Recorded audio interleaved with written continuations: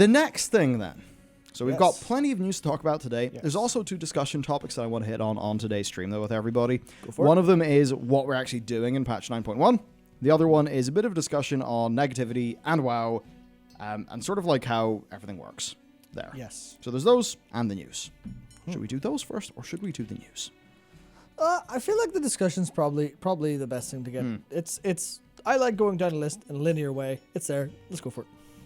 Grant, right. So, what I am doing in patch 9.1 of World of Warcraft is raiding my hunter. Big surprise.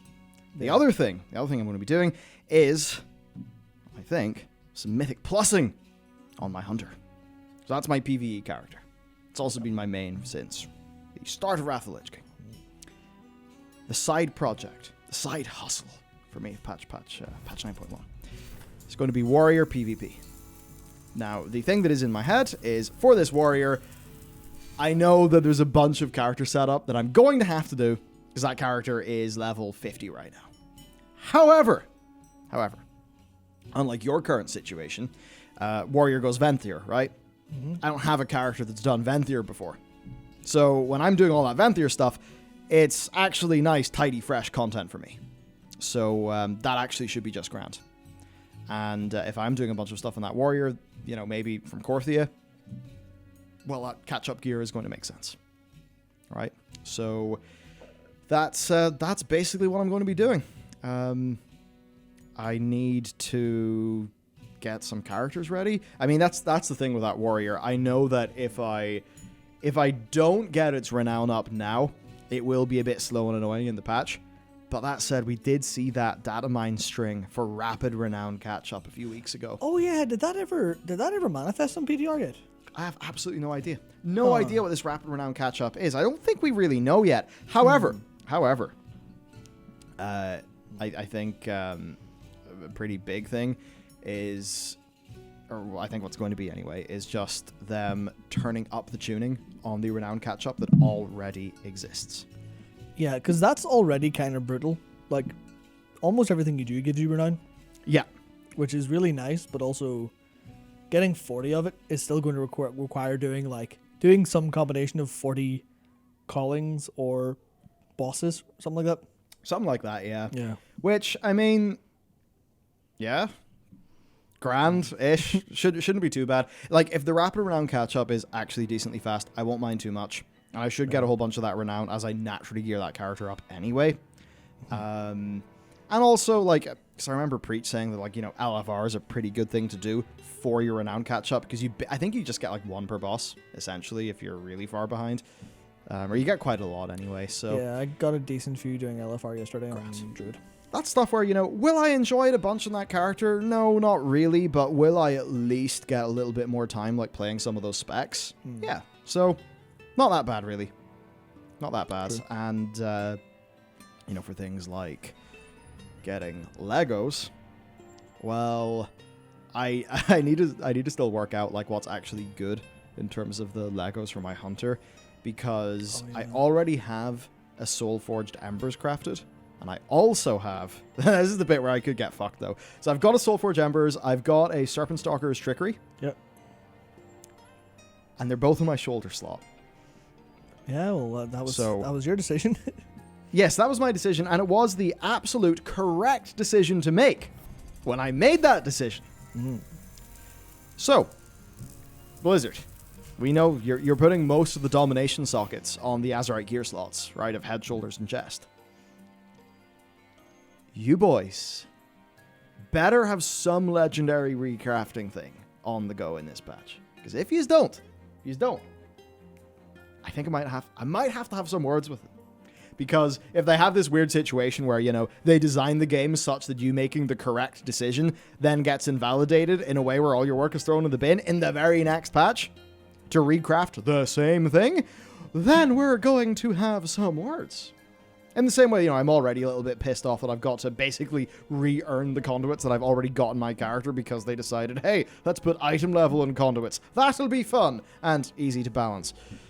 So yes, I am still dripping with salt at some aspects of Shadowlands, but I do want to play those characters. That is what I want to do in this patch. I want to get a bit of, at least Keystone Conqueror, but hopefully Keystone Master. I mean, I don't think it'll be the difficulty of the Keystones that would prevent me from getting KSM. It would just be the sheer quantity of Keystone doing, especially if, I find that PvP takes me a bit more. And to be honest, PvP, I can do that with 1 or 2 people. Mythic Plus, I have to do that with, 4 other people. And that is going to be a bit harder if we're in this a post Sanctum of Domination situation where the Mythic Plusers in our guild are in fact playing FF14 instead. So, we'll have to see. But that's my plans for the patch. What are you doing? Good question. What am I doing? I have no idea, because I know what content I'll do. I know I will probably end up being dragged into PvP with you on some sort of form. I'll probably end up being dragged into the M+ with you as well, which means Keystone Master for free, if I just, actually bother. And then, obviously, Raid as well. I'll probably put a little bit more effort into being a Raid leader this time around, instead of letting Dakor do it all. But the problem I have is class, because I've had such an identity crisis.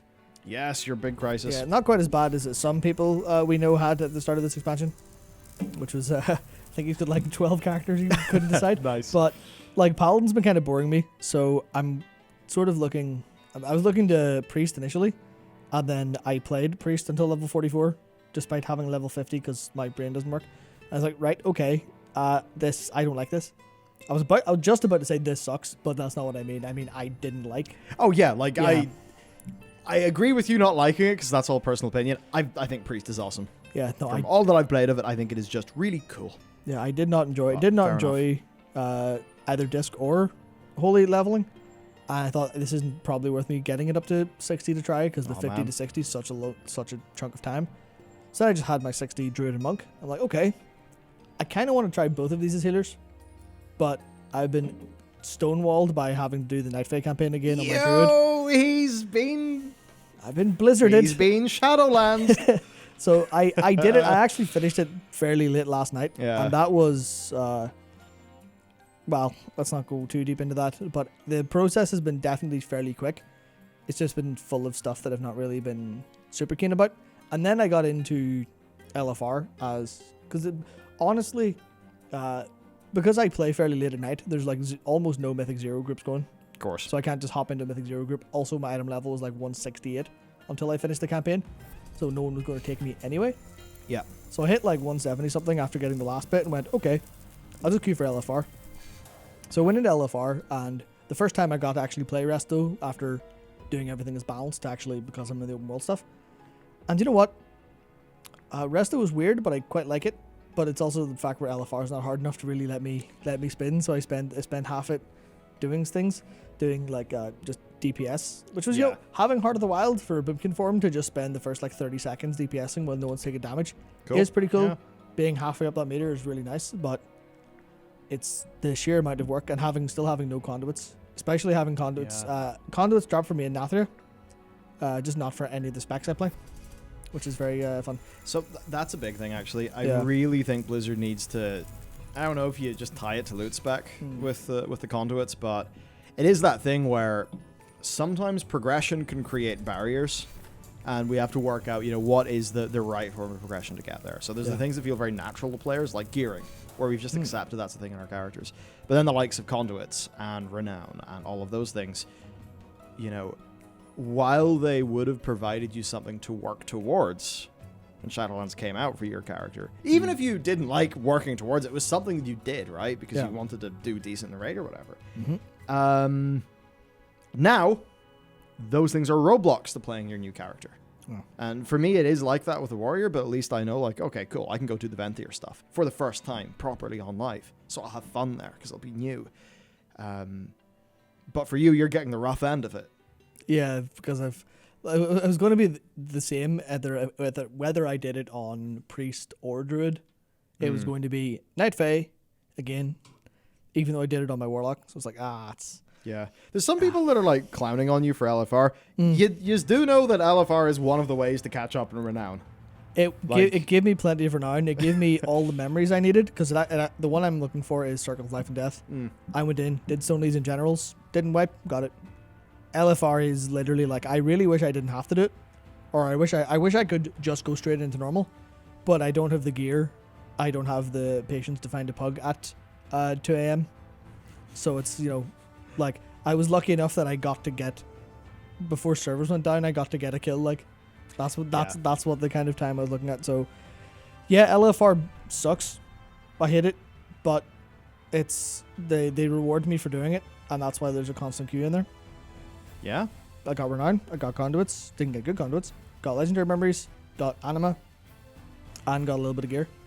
It was the easiest way to actually do that, which is the case where it's players will choose the path of least resistance, and the path of least resistance wasn't very fun, but it was the path of least resistance that gets me further to where I actually want to be. It's designed that way, so of course that's the way you're going to do it.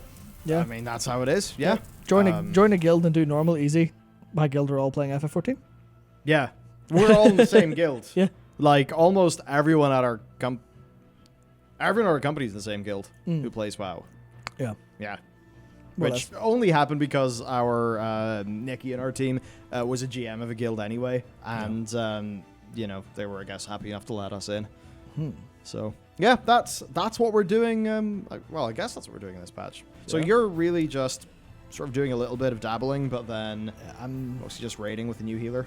Yeah, that'll be it. I'll be doing enough of the 3 pillars of content until I feel done with them. I'll be doing that on either Druid or Monk. I'm not quite sure yet. Probably not Paladin, because I just don't want to play Holy Paladin anymore, especially with the changes. It's like good changes overall for health of the Holy Paladin, yes. Coming from 9.0 to 9.1 Holy Paladin will feel worse. So like I will take this opportunity to have a generally different time. Yeah, fair enough. Other classes, like, I mean, I think that's mostly it. You know, it's interesting. Neither of us have really mentioned Korthia or Torghast as things we actually want to do. Or Tazavesh, which is odd because we both definitely do want to do plenty of Tazavesh, especially the hard mode stuff for the achievements. And that actually is a thing. You know, the achievement stuff's really fun. And I wish we could get enough people to log in our guild to log into World of Warcraft to actually finish Glory of the Nasty Raider. Is I'm actually kind of pissed we haven't finished that, because it was really fun. Just like doing the bosses, but with a little twist. So, you know, man, yeah, Tazavesh, even for the achievements or whatever may come from those hard modes, should they exist. Right now, I guess we're a little bit... We've seen references to the hard modes, but we don't exactly know what's up there. Maybe it's like secret stuff, who knows. But, yeah, there's that. As for the Korthia stuff, you know, I need to properly dive into that on PTR. I've watched like Mike's recent content on it, and things certainly seem like they have advanced a fair bit. You know, there's like portals and sort of like, I think like rifts and stuff that as you go up the Archivist Codex, you actually get access to more and more and more. And, you know, we can get into it when we cover the lore, but some of that stuff of like, you know, specific like rare mobs, you can like kill them for the cool research and, you know, bring them back to the cave, and then the research item you found will be displayed up there. I think that stuff like that's actually quite neat. Yeah. We'll just have to see how the whole hub like fits together. But I'll definitely say that Korthia, you know, as compared, I don't think it's going to set the world on fire at all, but as compared to just random world quests in Ardenweald, I think significantly more playable. Yeah. So that's basically it with patch 9.1. I think for me, Torghast is just a dud still, so I'm not interested. But, you know, I'll do the bare minimum that I need to sort of, you know, get what I need so that my characters are vaguely considered playable. Yeah, I think that's patch 9.1 in a nutshell. There is plenty to do, but Torghast is a bit of a dud. And as we've covered with progression, if you really wanted to get sweaty about how you play the game, yeah, the conduit stuff's dead annoying. The socket stuff's a little bit annoying, but I'm going to try to ignore those and be happy. So that's that. Absolutely. I think, unless you've got anything else to add. No. The only thing is, like, to maybe say why I didn't think about Korthia very much is because I'm going in...